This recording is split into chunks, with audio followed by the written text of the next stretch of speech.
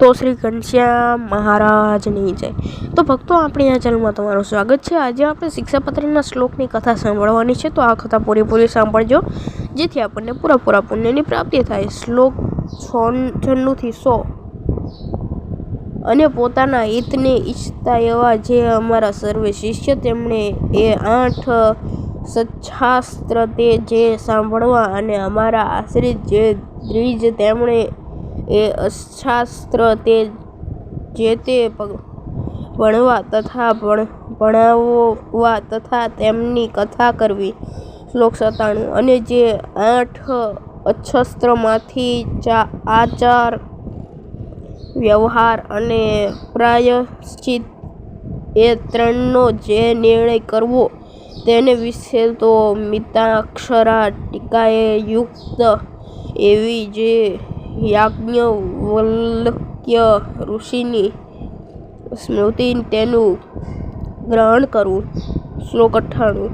અને વળી એ 8 અશસ્ત્રને વિશે જે શ્રીમદ ભાગવત પુરાણ તેના 10મ ને પંચ નામે છે 2 સ્કંદ, તે જે કૃષ્ણ ભગવાનના મહાત્મય જાણવાને અર્થે સર્વથી અધિકપણે જાણવા।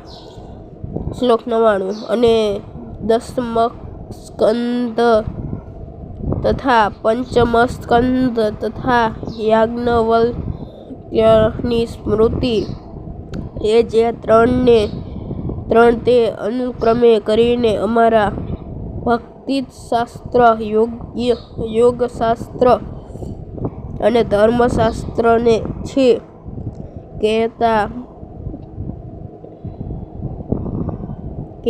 10મા સ્કંદ તે ભક્તિશાસ્ત્ર છે, અને 5મ સ્કંદ તે યોગશાસ્ત્ર છે, અને યાજ્ઞવલ્ક્યની સ્મૃતિ તે ધર્મશાસ્ત્ર છે, એમ જાણવું। શ્લોક 100।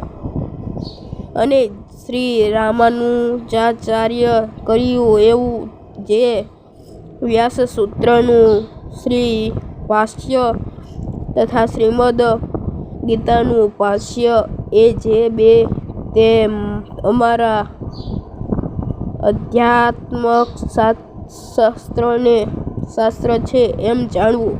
તો ભક્તો, આજે બસ આટલું જ। આપણે મળીશું નવા વિડીયોમાં। ત્યાં લગી બધાને જય સ્વામિનારાયણ।